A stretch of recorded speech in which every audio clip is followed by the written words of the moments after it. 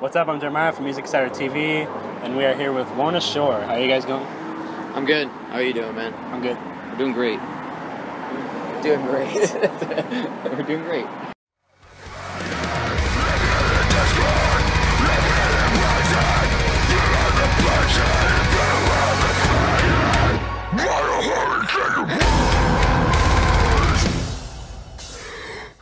We're at the Boardwalk on the Desolation tour. It is the first day, featuring Chelsea Grin, Ocean's 8 Alaska, Lorna Shore, Wage War, and Up in Smoke. Do you guys like to hang around and watch like the local acts? Always, because we started as a local band too, so you always want to see up and coming music, you know. Up in Smoke's like has some of my friends in it, so they're definitely worth checking out. You sure check it out then. It's pretty cold out today. How long have you guys been in Sacramento? Well, I was asleep. You'd have to ask him. He drove most of the way. How long have you been out for? It'll be like a week tomorrow, so like 6 days. But yeah, it's a lot warmer than where we came from, so this is tight. Yeah, it's fucking 3 degrees back home. So yeah. You guys have stated that your third release, Maleficium, if I said that correctly. You said it right. Most people are like Malficium. They add all the words that aren't even brownie points.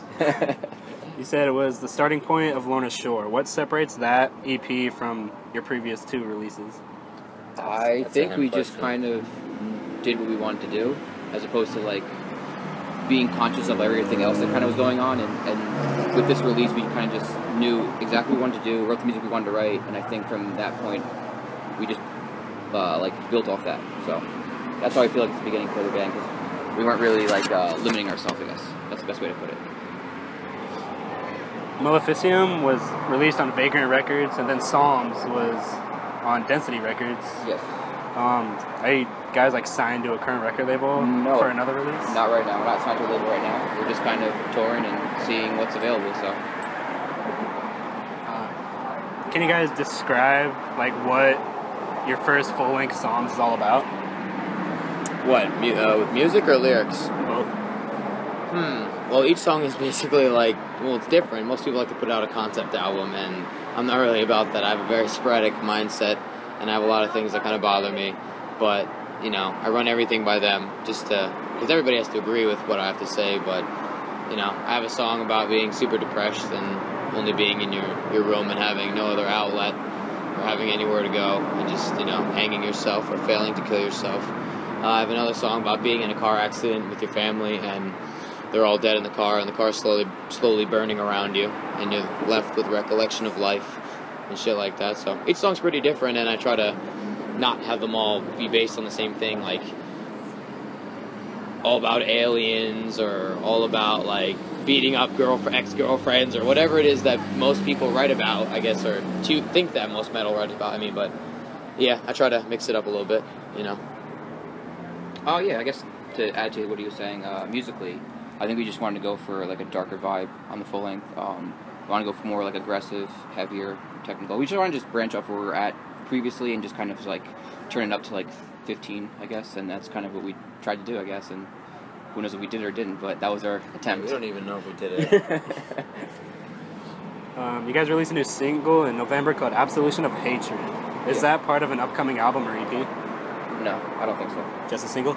Yeah, just a single. I think we wanted to kind of record another single. We came home from tour in like June, and we met with our manager, and he said like, "Why don't you guys do a single? Like, why not?" And we're like, "Screw it, let's do it," you know. And then put it out, and people seem to enjoy more music. So I don't know, but I don't think it's gonna be part of any sort of album. I think it's just gonna be a thing of its own, and you'd listen to it, and then you're like, it sucked, or that was good.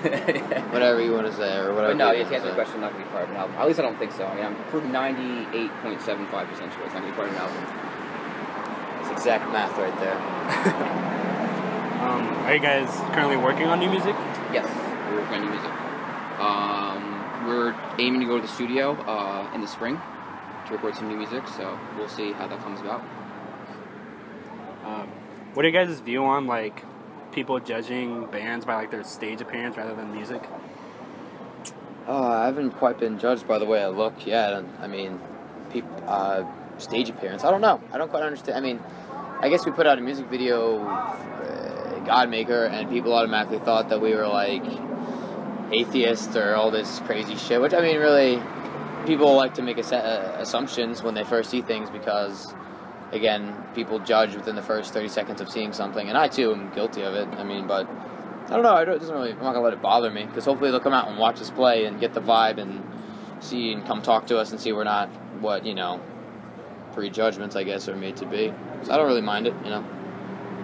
Yeah, no, you honestly nailed on the head. I don't know. We don't really kind of get fazed by it. I think it's silly to judge a band based off appearance because you listen to music with your ears, not with your eyes.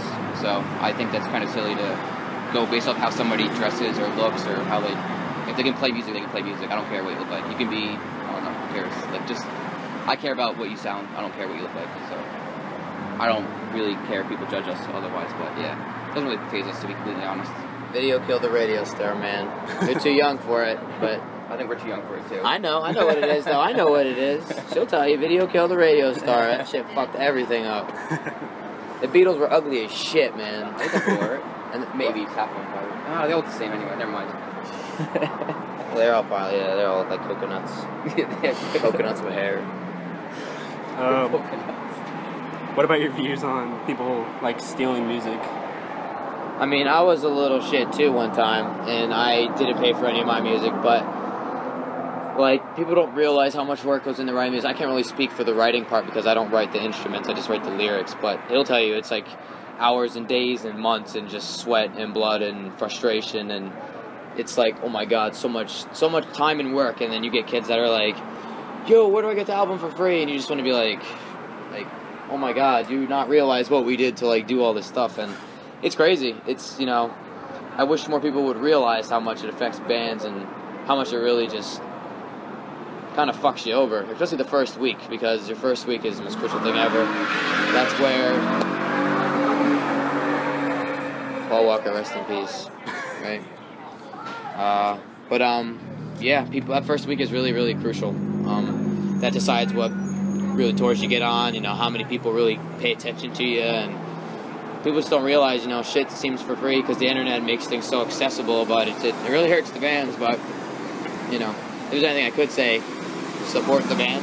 Don't steal shit or take the music. Or even if you want to take the music, go watch it on YouTube, you know? You don't have to take it. It's like a double-edged sword. I mean, I think that if it wasn't for the internet and, like, music being readily available, I think half of us wouldn't be here. So I think, like, the internet has got us to be a lot more available to people, but I just think that I don't know, like, it's like beating a dead horse, like saying how important music is to people buying it. Like, if you value it, like, buy it. If it's something that you listen to, like, constantly, like, I think you obviously value it, so go out and purchase it. If you download it, listen to it, and you hate it, then that's fine, like, you don't like it. But I think if you see yourself constantly listening to it, if you're like, this is my favorite album, like, I don't see why you don't go out and support a band that is supposed to be your favorite artist. Because, I mean, a lot of us in the band, we buy music because we enjoy it. We're still fans of bands, and I don't see why many people don't kind of see it that way. I know, like, with streaming and YouTube and everything else available, like, it's easy to, it's more accessible, but I just think that it is crucial, but I don't know. I don't want to just be one of those guys just keep preaching about how you need to buy our album, you know? If you like it, buy it. If you like it and you don't buy it, then, like, I guess it's cool too, or whatever. I can't change it. I'm not going to people have been used to free music for so long that you can't, like, change that about them, so. What are some of your guys' favorite bands? Like, metal or just in general? Just in general.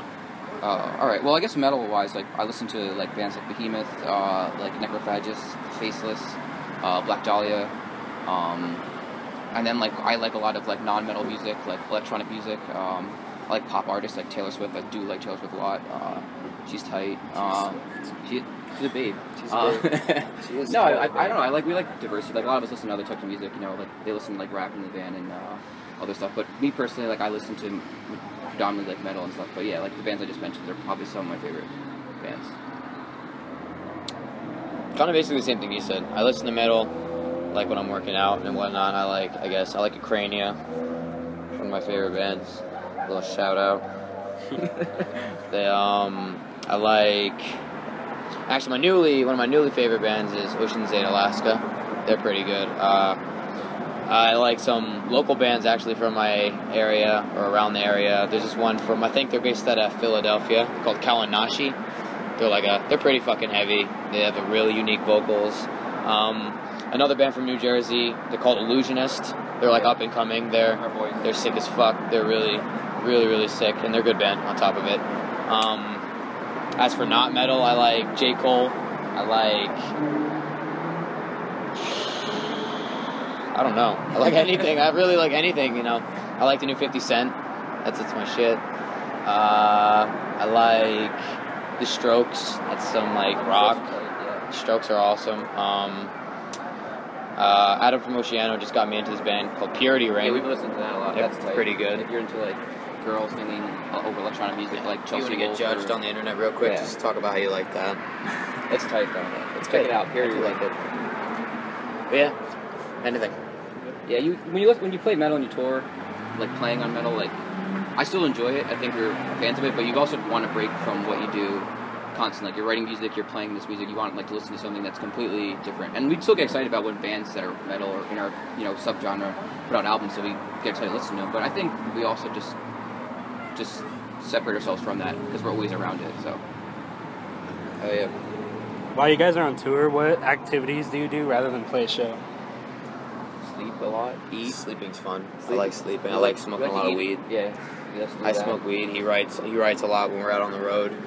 We like to eat cool places. That's tight. Eating's a fun thing to do. That's I like eating. Cool thing to do when you're on the road. Like a place that you can't get to go to. We got like a cool burrito place today. I thought it was called Placentas, but it was just like Placetinas or something. I was like, oh my god, Placenta's sick, and she was just like, what? And I was just like, okay. No, it's cool. It's nice. That's a cool thing. What else do we like to do? I don't know. We like to look at. We're like tourists. We like looking at things. Yeah, if we gotta go to Space Needle. Yeah, we went to Space Needle. That was cool. I don't know. There's not really much you can do. Like sometimes you're kind of like on a time constraint, so you really can't do much. I mean, mostly you're spent in the van or at a venue and kind of got to do stuff to occupy yourself, I guess. If it was the 80s and we had a jet and like a Coke budget like they used to have and stuff, that's probably we would do a lot more things. Not saying we would do Coke, but like we would, I don't know, we would go pick kangaroos in Australia. We would be driving around in a van for like 8 hours. We'd probably be flying around and I don't know. We'd do a lot of shit, but alas, we were restricted to a van. Do you guys have any plans for after this tour? The only plan, I guess, is to go in the studio for right now. Hopefully doing a summer tour. I don't know, that's kind of the only thing we have going on right now is, I guess, hopefully record music and then maybe have something out by the summer. So, I'm going to go home and pay some bills. Pet my cat. Pet cats. Hang out with my girlfriend. Play a lot of video games. Hang out with my girlfriend. A lot of non-music related stuff seems like. Not eat good food. Yeah. Which is shitty, because actually I like New Jersey has a lot of good pizza. Nowhere else in the country. Nowhere. Seriously. But yeah. We like food. Yeah, but band related, I guess record and then hopefully tour in the summer and then in the fall. And maybe go to places that we haven't been to before or maybe come back to the same places. We want to go to Canada. We want to go to Canada. But they won't let us in, I don't think. They won't let us in because we're bad people, I guess. Yeah, I think I can go in by myself. I can play solo. He can go in by himself. So I get you. If you want to see me, let me know. It'll be the Adam DeMuxo experience. Yeah. You guys have like tattoos. Do you want to show off some of your favorites and tell what they like represented to you? I'll tell you my one favorite tattoo. I'll just show you my one, but it requires me taking my pants off. Alright, go for it. I'll show it to you. Actually, I'll show you both of them. I got Robin Williams right here when he passed away, because he's one of my favorite actors ever. And then when my dog got put down, I got him here because I love my dog so much. We also all have that tattoo. Oh yeah, we all have this. When original Lorna Shore, we all got really fucked up at Gary's birthday party. He was like turning 21, right? Yeah, something like that. And when these guys at the party had a tattoo going, we're like, yeah, we're not. So we got a Bone King tattoo. I guess for me, just probably my Wolverine tattoo, just because, I don't know, I'm a huge comic book nerd, and I think Wolverine is tight, my favorite superhero, so why not get Wolverine tattooed on my arm? Because I'm not 8 anymore, so. And he shreds on guitar. and he shreds shit up, too. Yeah, so he shreds. I guess it shreds paper at home. It's like similar. Right? Paper at home. Does everything. Yeah. He can do anything. What are the tattoos on your hands? Like on your palms? I have 2 eyeballs. They were done by Joe Madden. I don't know where he works at right now, but he's a tattoo artist based out of New Jersey. I basically have an eye wide open on my right hand, just reminding me to always keep my mind open all walks of life, never really judge people, because I have a guilty habit of kind of judging people before I talk to them because of predetermined things, of course, you know. But that's not so much a problem anymore because I'm a different person. 2016. It's 2016. I'm a better guy. Make America great again. And making it better again. I'm gonna be president. And then I just have an eyeball again with constricting lines, basically reminding me not to be close-minded. Because this one's like a wide open eye, and this one's like a shut eye. So just a reminder not to be a douche. Really, if you really want to know the truth, not be a dickhead. It's kind of hard, but I try. Last one. Do you guys have any like funny tour stories you want to share? Oh my god, let's try to think of something because there's some good ones. I don't want to tell you something. We have some fucked up stories, dude. We'll tell you. Well, we'll like tell you our earlier tour story, like one of our first tours, we all got really drunk and started crying. So in the gas station while it was raining, I think we all drank too much. And Four Loko. Yeah, we drank like a whole bunch of Four Loko. We started crying, contemplating Quitting. not wanting to do anything because we suck at everything. And then we woke up next to a wholesale fish place, and the guy let us take a shower there. So. And I told them that we were in for the Fallen Dreams, and he checked out the MySpace, and he came outside and was just like, "Y'all are legit." And I was like, "Holy shit!" He thought we were that band, but this was years ago. And then went to the beach, and there was a tornado on the beach, and then some lady let us inside her house. That was cool. We ran from a tornado. There's like trees and shit falling down, and like sand. We were just running through the street. It was awesome. No, and then awesome. I thought it was fucking Back then, sick. actually, no, you did enjoy that. I was like, about to have a panic attack. It was sick. So that's like a cool story. I guess that's an older one. I don't know, like. There's weird stuff that happens all tour, like every tour. Like homeless people are like kind of weird. We saw a guy with we played the Boardwalk last year. This time we stayed at a Walmart, and this guy found a machete in a next to our van in a shopping cart. And yeah, he went in his bag. He's like, "Is this guy's cart?" And we're like, "No." And he's like, "Okay, cool." And he went in and grabbed a machete, and we're just like swinging it around as if it's like we locked the fucking van door so fast. We were just like with our blankets against it. So nervous. Because blankets protect you from everything. Blankets are great. Yeah. You ever head under your bed? I think that guy's listening to System of a Down. Nice. Music choice? Yeah, those are like two, I guess, stories that first come to mind. I mean, they're not like super crazy, but it's stuff that I guess I don't forget. I mean, I don't know. One time this guy was on meth, and he took his pants off and all of his clothes off, and he thought he was in Assassin's Creed. He was jumping in puddles. Yeah, that's right. And he was just literally trying to fight everybody. Then, I think it was the first time I've ever seen a cop come and just, instead of shooting him, he was like, "Hey, are you alright, man?" This, that, and the other thing, and the guy was just so fucked up on whatever it was. But I guess he wasn't responding. The cop was really like, "Let me stoked help about you." Assassin's Creed, though. I remember that. Yeah, he was very stoked. And then his dad, yeah. And his dad. He and loved having his dad. just underwear on in the rain. It was. And then we saw weird. in Albuquerque a woman. I think she was on meth. Like took wiped your butt. He was swinging around a towel in the middle of the venue during conference game. During conference sound check. Yeah, that was fucked up too. That was some weird shit. Don't do I forgot drugs. about that. Yeah, don't do meth. Don't do it. No weeds. I mean, yeah, weeds. No meth. No meth. I don't know. Like one time we met a crooked cop in Virginia, right? Yeah, West Virginia. That was like one of our first tours. Like we met like these. Oh yeah, that was a weird night. We met this woman. She had like screws in her head, and then her husband was called Buckshot because he got shot in the face with buckshot, and there was still buckshot in his throat. He was like, "Touch my face," and he was like, and the promoter had I Heart Justin Timberlake tattoo, which I thought that was sick because I like Justin Timberlake. But yeah, so the promoter had Justin Timberlake tattoos. There was two, like 6-7 foot like transvestite women there. They were still hot. Yeah, but they were that was I like from a distance I just thought it was like two girls, and then you got closer and they were like that tall, and I was like Adam's apples like fists. And then hey, what's up? I'm and we met the guy the couple or whatever, and they were like, yeah, the woman had the screws, and she was like, "You guys can stay at my house," and we're like, "No, we're not gonna stay at your house because fuck that." And then we went to the parking lot, and there's like 3 a.m, kids throwing fireworks at each other. And then we just left and got out of West Virginia. So that was the last time we were in West Virginia, I think. And then one time, the one part you forgot, it was at the end of the show, we had loaded all our shit inside the van. And these kids just drove by, being little shit kids, hanging out of a minivan, just whatever, screaming. And we're just like, what a bunch of shit kids. And then a cop pulls up, and I'm like, oh no, we're in trouble for something. Cop pulls up and is like, yeah! We're just like so stoked. I was like, what's going on? The promoter comes out, was his name again, Buckshot. He was like fucking dapping it up with the guy. And he was like, yo man, these kids came outside and they were drunk. And they just, what? He was drunk. Guy burned tires out of the fucking parking lot and screeched away. I was like, we just told that guy to go chase those kids down. And he came back, he was like, scared shit out of those kids, gave him a ticket. I was just like, whoa. Yeah, then we gave him a CD, and then he let Tom punch him. Yeah. And then he handcuffed Gary. He handcuffed Gary and put him in the back seat so he could take a picture. With a tiger. We had a stuffed tiger. Yeah. That was sick. Oh yeah, true. I forgot about that. He was a cool freaking cop. I think all cops should be like, stop shooting people. Anyways, yeah, that's a couple stories I can think of. I mean, there's probably like like bad stories where like fighting and stuff like that. Yeah, I got punched in the head by Gary one time, and he kicked me in the chest one time. But I love him to death, dude. We're like Mortal Kombat buddies in real life. Yeah, It's my boy. those are. I mean, I don't know. We're just normal dudes. Just Yeah, we're sitting in normal, a band. man. We don't have like crazy thing. We just like to play music and then. Lay within inches of each other and smell our nuts within inches of each other. You know, it's a brother thing. Sounds good. It's just not everything can understand. Not everybody can understand that. You have testes, you know.